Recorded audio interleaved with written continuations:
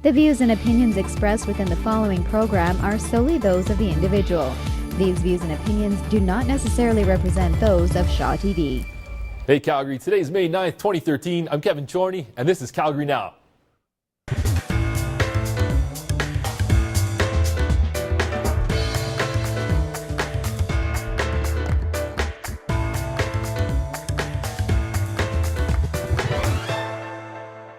It's been nearly 2 years since the closure of Calgary's Race City Motorsport Park, and the collective itch to race on a legitimate track has only increased. Calgary's car and motorcycle racing clubs and associations have had to park their prized possessions or travel the distance to other provinces or states to get their racing fix. However, there are plans in the works to build racetracks nearby the city. The plans are extensive. Both of the racetracks that are in the works intend on developing the area around them to include condos and businesses to support their venture as a destination. Along with the companies developing these projects and their investors, many Calgarians have vested interest in seeing the racetracks come to be. Curbing illegal street racing and having the training facilities to teach racers the ins and outs of driving are important to the public as well as the police and city officials. After a dry spell of car racing, what will the future hold for motorsports in Calgary? Whether it be competition for food, water, or the best shelter, it's in our DNA to get somewhere faster than the person next to us.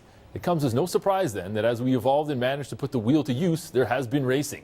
Skip ahead a few thousand years and the pulse-pounding result of automobile engineering and technology is motorsport. Globally, motorsport of all varieties is wildly popular, and yet in the Calgary area you won't find much more than a go-kart track. But things may be on the horizon for local motorsport enthusiasts, as a potential first-class racing and motorsport park may not be too far from reality sometime soon. My guests and I are all set to get into the nitty-gritty of local motorsports and what a new facility will mean to Calgarians. As always, we're taking your calls at 403-539-6710, or you can join the conversation on Twitter at Calgary Now Show. Stay with us. I think if you're going to develop anything as diverse as an F1 track and you're trying to attract the F1 and the MotoGP, you have to do more than just a racetrack. It needs to be an all-encompassing facility with, if you're going to allow a casino to be out there, to have a casino, to have an entertainment complex. Put in a wave pool for the kids when the race is over. If dad wants to go watch a race, mom can take kids to a wave pool. I think as long as no tax dollars are involved in it specifically, there's absolutely nothing wrong with trying something new in a city such as Calgary. Welcome back to the show. Tonight we have Dominic Young from Rocky View Motorsports, Tom Rax from the Rod Shop, and Rob Darlington from the Calgary Motorcycle Racing Association. Thanks for joining us. Guys, thanks a lot for being here. Thanks for having us. Thank you. Let's get right to it. Dominic, tell me a bit about Rocky View Motorsports and the park that's planned. Sure. Well, obviously it's still in the planning phases, but the intent is to put down a approximately 5-kilometer racing track that can be divided into multiple configurations, so we could race on shorter circuits and have different configurations for the racers to keep it interesting. The land that's set aside has got some nice elevation change to it, so it'll be an interesting road course, challenging, and I think it's long overdue for Calgary to have something like this. Very cool. We'll get into it a little bit more. Okay. Tom. Yes. The Rod Shop. Yes. Tell me about it. Well, we're a 9-year-old business down in Calgary. We do everything from restoring, vintage cars to building, hot rods, muscle cars. We do a little bit of race car stuff, but obviously without a track, not as much as we'd like to. A bit tough to keep business going without a track, I would think. Well, it makes it different.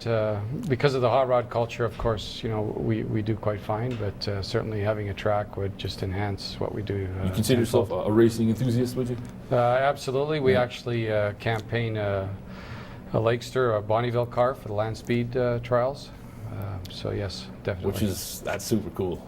You've got a lot of guts, clearly. Rob, tell me a bit about yourself and the organization you represent. Well, I'm Vice President with the CMRA, the Calgary Motorcycle Road Racing Association. We've been around since 1987, basically when the track opened up, Race City opened up. And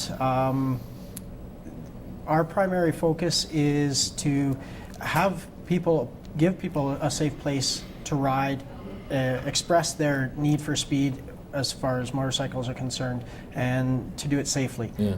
To also promote a good vibe in the community about motorcycles and the responsibility that our riders take.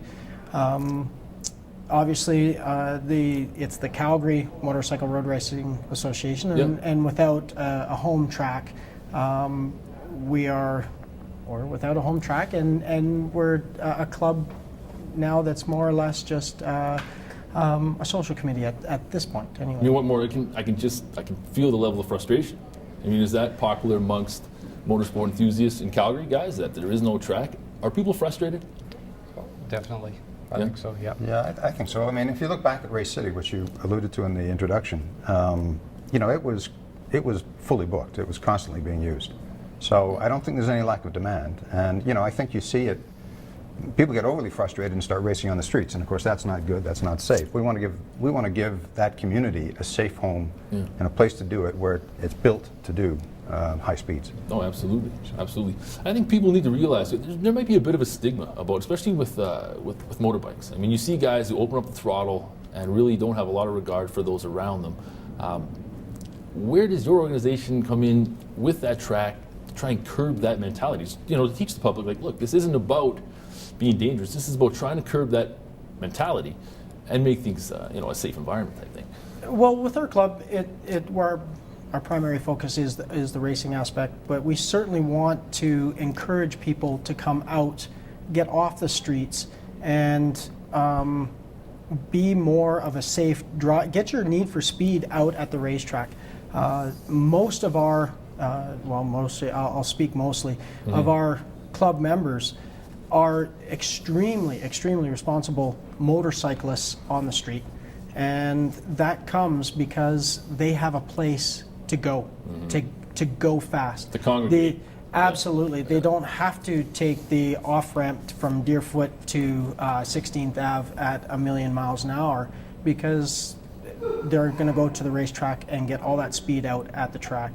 And that is just something that our club has always tried to promote, is, guys, get it off the streets, come out, let's teach you how to do it properly. And so when you're out on the streets and you're riding down Deerfoot Trail, you're not being a menace as most motorcyclists are labeled because of. Unfortunately, Yeah. So you're on the track, you get your need for speed. What's the end game? I mean, there's also that it's a place to congregate, and it's a lot about the motorsport enthusiasm, which, as an outsider, I guess I can't really comment on. What is it that brings people together? What are discussed? Modifications, where you go to get the modifications? I think it's just the love or the passion of the sport, whether it's bikes, hot rods, the exotic race cars. I mean, it doesn't matter what walk of life you're from. I mean, we see it in our business. We have customers that are the guys that are wrenching in their own yard, building their cars, to the corporate execs having the cars built. When you're at a show or a track, where you come from doesn't matter anymore. It's just the passion for the sport. And these are the people it sounds like you're trying to cater to. Absolutely, yeah. And I think what Tom said is very relevant. I mean, this isn't just the guys with the exotic cars. I mean, there are race series all the way down to sort of the Mazda Miata 3 kind of race series. There's a Chump Car series, which are $500 cars. So you go out, you find a car you can buy for $500, make it safe, and there's a whole series of racing around that. Is that right? So it's for everyone. It's not just cool. for the And guys I that can think afford there the is a exotics. stigma that it is it's like almost an elitist sport. Right. Much like a lot of people, I think, back in the day viewed even hockey, for example. It's an expensive sport to play. You got to rent ice time, equipment, and whatnot. We're talking about racing. Automatically, people think I'm going to be spending a lot of money doing this. Well, and I will say, obviously, I mean, to build a racetrack is pretty expensive. So there will be a cost to those participants that are going to come out and rent the track. Yeah. I mean, but we're going to try and keep it as reasonable as possible and make it as affordable for more people as possible.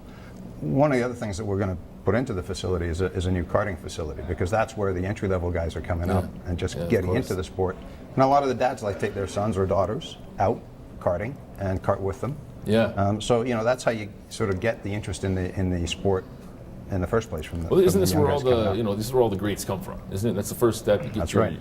karting skills underneath you, and you kind of climb the ranks. There was a local Calgarian, I forget the guy's name. He won an offshoot of the NASCAR series race Just the other recently, day yeah. in Daytona, I believe. Yeah. I mean, that's incredible. Why not harbor that? I mean, we've only had one Canadian win for example, an F1 championship, probably the grandest stage there is, of course, Jacques Villeneuve. It'd be nice to see, Canadians, kids have that option. I think it's an interesting, it's a good idea, is what it is. Yeah. Street racing, though, guys. I want to talk a little bit about that. What is the mentality amongst racing enthusiasts about street racers? Are they welcome to be, part of these clubs? Is it really, really frowned upon? Do you police yourselves? I mean, how does that go? I know it's not really in the media so much lately, but summer's right around the corner. I think we can expect it to continue. I don't think. There's certainly a small pocket here and there of the street racing, but I don't think it's as big as sometimes it's. You think it's an ugly word that's blown out of proportion? I mean, we've all done it. It was done in the, from the time there was the second car built. I mean, there was street racing, right? I mean, it's always been there, and there's a certain, I guess, there's a certain thrill to do it on the street when you're younger, more so. I mean, as you age, you figure it out that it's not where to do it. Especially today with the way technology's gone in all aspects of sports or automotive sports. It's impossible to do on the street well, and it's impossible to do safely. Mm-hmm. So you need the track, and I strongly believe that if we had a proper facility, there would be virtually no street racing. It would go away. I imagine you would agree. As far as motorcycles are concerned, it's a pretty typical spring thing. We have not the greatest summer weather here as far as months are concerned. So the motorcycles get put away for 6 months, 7 months of the year. So right about this time, April, May, everybody gets their motorcycle out, and it's a new toy. The motorcycles nowadays are so high powered that it's really hard not to speed. As far as physically racing, I don't think you see a big street racing problem with the motorcycles. It's more or less just speed in particular. And having a facility where you can go and get that speed out, I would dare say, curbs that. Gives those people a place to go, get that speed out, and like I said before, they can be more responsible on the street.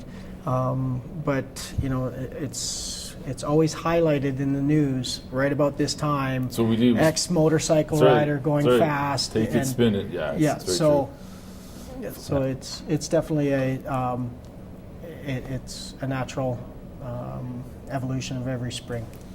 Folks, we're going to take a quick break. Feel free to give us a call, 403-539-6710.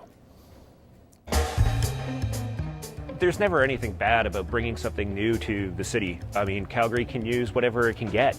And if someone wants to build an F1 track, that's fantastic. As long as there's no tax dollars involved and the people taking the risk on it are willing to engage and willing to reach out, no problem. There are problems, however, when you look at the history of it, and hopefully, instead of getting people's hopes up and having it fail, they actually come through and do the proper research. I support the idea of bringing something new to Calgary. I think that that's great, and to have Calgary be known for something broader than the Stampede and things of that nature. I think it's a great thing. My dilemma is spending $30 million on a racetrack that they hope, has world-class status that can attract all of these big-time races. I don't quite believe that Calgary has kind of the culture or the attitude for it. I think that if they want to do something like that, more time should be spent fostering that type of thing before you go and spend $30 million on a project like that. Hey, Calgary, welcome back. Tonight we're talking all about motorsports in Calgary. As always, you want to shoot us a tweet or give us a phone call, get involved. So, Dominic, I saw you kind of shaking your head there at what one of our Rant Pack members had to say. Well, actually twice now I heard in terms of the Rant Pack, is that what you call it? Rant Pack, The Rant Pack? Yeah. They alluded to, bringing F1 to the track into Calgary. Actually, we're not trying to build an F1 facility. Should be noted, okay. And I think that we would be capable of hosting everything up to sort of F2 category or Indy race So like category. a Laguna Seca type track. A Laguna Seca type Cool, track, cool, exactly. But it's not our intent to bring F1 to Calgary. It's a very expensive endeavor, and we're not reaching for the moon here. And it's not always a money-making endeavor as That's well. exactly right. And you could say the same for the Indy. It's not always a money-making endeavor. So that's still a question mark in our minds. What we want this facility to be is really a user facility. Yeah. So guys that come, bring their cars, the club comes, they bring 40, 50 members with them, they rent the track for a half day, they enjoy themselves, and then they put their fast toys away and they drive them sensibly back out on the streets. Yeah. In theory. That's what this is about. No, that's fantastic. That makes Yeah. perfect sense. I mean, that's what the city needs. It's what you've all alluded to. You know, you take the speed off the streets where it belongs, make it safe, where an enthusiast can be an enthusiast. A bit more about the economics, though, guys. As a business owner, with the closure of Race City Speedway, or Race City Motorsport Park, pardon me, how negatively has that affected businesses? And what do you think businesses can expect in the motorsport realm with the track? I mean, what kind of bounce back do you think can really help? Well, I think, Local business. the closure, for us, the closure of the track, it didn't have a huge impact, as a business. As a business, what we're looking for is to have commercial space for our business, track side or near the track, to create an automotive mecca, if you will. Because we build cars from scratch, to have a use of a track for test facility for testing purposes would be awesome. But really, I think for the businesses, for the automotive related businesses, to have a commercial space where we could move our businesses and create that automotive culture there. Yeah. That's where I see the big impact for us, because that just grows it. It grows our business. It grows all the other businesses. Yeah, sure. Some say, well, yeah, competitors, you're all together. Perfect. Let's bring them all together, and that's just going to grow it and grow the sport. It sounds like that's part of the plan, Dominic. Well, it is part of the plan. I mean, that's the critical sort of mass that grows around the track. I mean, this is actually a commercial development as opposed to just a motorsport track. So we do expect, we've had expressions of interest from at least half a dozen businesses at this point in time, with exactly Tom's view is, can I locate my business up somewhere in the vicinity of the track? And that's exactly why, we've reserved as much land as we have. Is that this is a development. It would also, by the way, include not 100% certain yet, sure. but we're in deep discussions with the Calgary Police Service about their new training school. I was reading about this. Yeah. So, the idea is that they would locate and be part of, they'd be an anchor tenant essentially in terms of the motorsport park, and be able to locate their new training school there. That makes a lot of sense. You got to appreciate too the facility like this, that they're talking about here. I mean, it's not just the racing. It's like Calgary Police Service having their facility or their training there. It's a winter driving training. Summer driving, which should frankly be mandatory, I think. Do after you think? Coming out of this winter, yeah. So it's more of a year-round facility. It's people say, well, we only have a short season. Well, maybe for the racing and the higher end stuff, yes. But as far as the track use goes, and I think it's it lends itself to a much bigger picture than that. Yeah. I don't know if we've really got a good grasp of the economic spin-off that it would bring, and or that we've lost with the existing racetrack. Tom and I were talking about this just before on camera, and it just the spin-off is amazing. We have a relatively small club, certainly not we're part of the 5,000 that Dominic alluded to, but we all have to maintain our machinery. We buy safety gear. We have to buy lunches and all that kind of stuff. So the economic spin-off around the whole track environment is huge. And I'd be really interested to see if somebody could put pen to paper and try to actually figure that number out. I think it's a lot bigger than what most people think. I think you're right. I think something tells me it's fairly significant. Now, we actually had the conversation off camera, the 5,000. My next question being, can the track be sustained with Calgarians? Is there enough passion for motorsport in our city and surrounding areas to keep this track busy, do you think? Well, we think there is, so, or clearly. we wouldn't be doing this. Naturally, and again, I can point back at Race City and say, it was pretty heavily booked. There wasn't a lot of sort of free space. But if you break down the market, I mean, the clubs and their 5,000 plus members is one. That's a big market. number. 5,000 plus members. Right, right, and that's just people that are formally part of clubs. There's Right. lots of other folks that aren't really members of clubs that might join clubs if, in fact, that was the avenue to get into a track. There's the whole corporate market segment, which in Calgary is huge. I mean, we're a big corporate city. Sure, name of the game here. You know, there's we talked about the Calgary Police and their training school, but there's a whole series of other businesses around training, whether it's just, you know, what Tom was alluding to in terms of summer and winter driver training for young folks, new adults coming into the country that are learning to drive, or even some folks that just need refresher courses. Yeah, absolutely. There's a bunch of us. But there's also high performance driving, and you know, there used to be a high performance driving school at Ray City, and so you know, we would certainly be looking at bringing something like that back in, because there's a demand for that. People want that. So you know, I don't think there's any lack of market space to drive the economics of the operations of the track. Sounds pretty clear. You guys know better than me. Clearly, the enthusiasm is there amongst our city. Oh, no question. I mean, if customers coming in and, you know, they're all, hey, have you heard about the track? What do you know about it? You know, the interest is very high. I mean, there's skepticism for sure. You know, is it really going to happen? But so how do these people, or how can these people that, you know, are excited about the track get behind the project and maybe help out if they wanted to, for our viewers? Well, we've got a couple of different things. I mean, there's the whole equity side where we're actually well along in our equity raise to establish the core financing for the project. So that's well in hand at this point in time. You know, there are still some openings if there are folks out there that are sort of in that category of wanting to do that. But clearly, as we go forward, you know, we'll need the community support to get this across the finish line. Yeah. And so, you know, we will in fact be embarking on a program to start gathering that support over the next few months. And in particular, you know, we'll target the community that's the car community first. So we'll be going around a lot of the car shows and show and shine events that happen around Calgary and the region. It's not just Calgary. Over the sort of summer months, and you know, we'll be gathering support as we go through those different events. What about the motorcycle community? What's being done? People getting on the boat? Clearly, they must be. Oh, very much so. We're waiting. We're waiting. Our club is a non-profit, so you know, we're kind of offering as much help as we can offer Dominic and their crew, but we're pretty much an end user of the facility.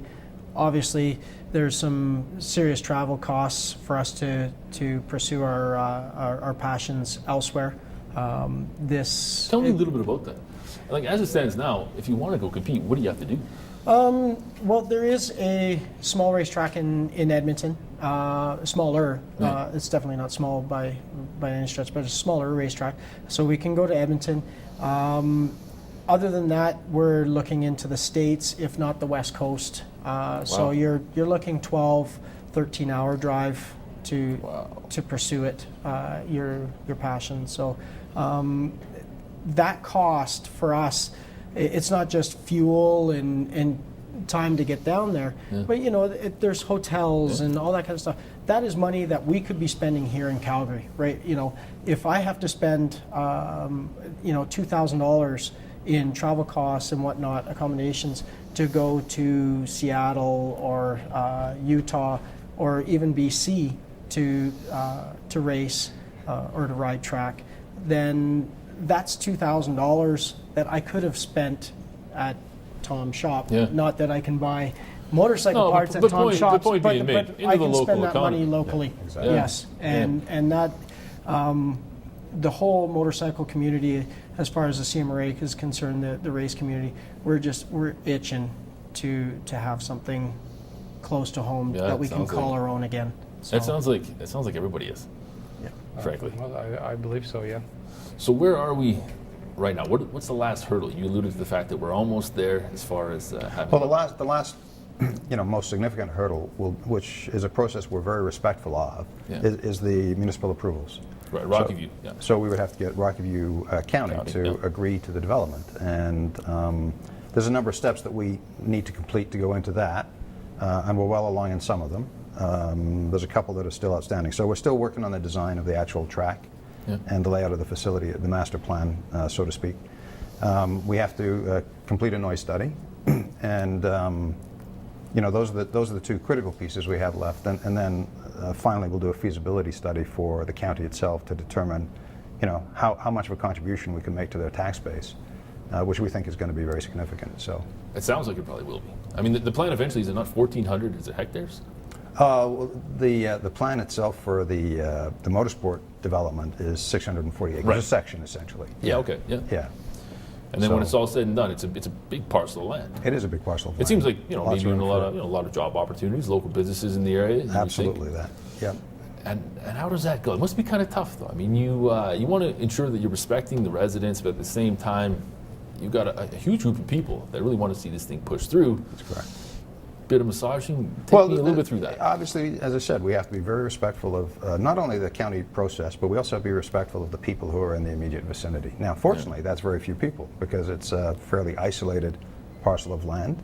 It's at the north end of what is, known as the industrial corridor coming out from Calgary through Airdrie.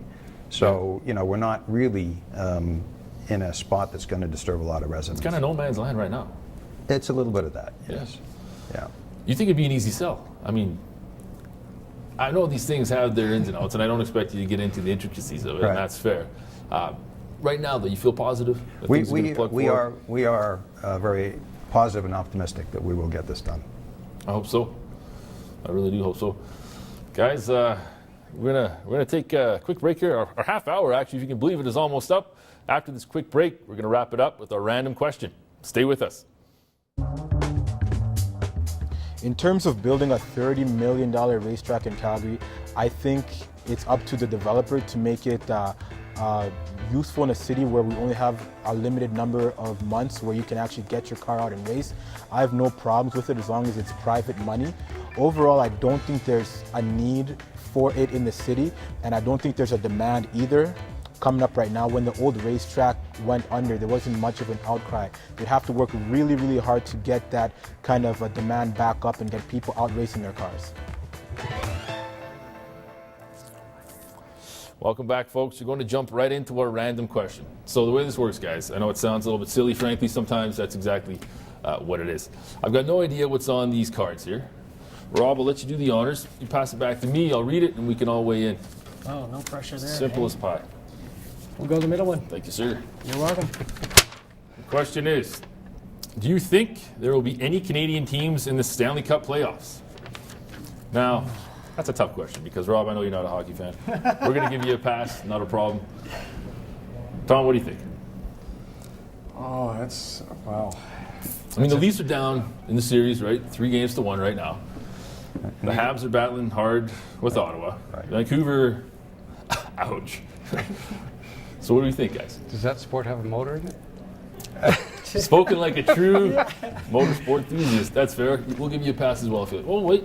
Were you thinking about it? Actually, I come from a hockey and skating background, but in all fairness, I haven't followed hockey, and after the strike, of course, it's Oh, you're one of those. it was Okay. kind That's of fair. easy to let it go, Yeah, sure. That's funny because I'm exactly the same.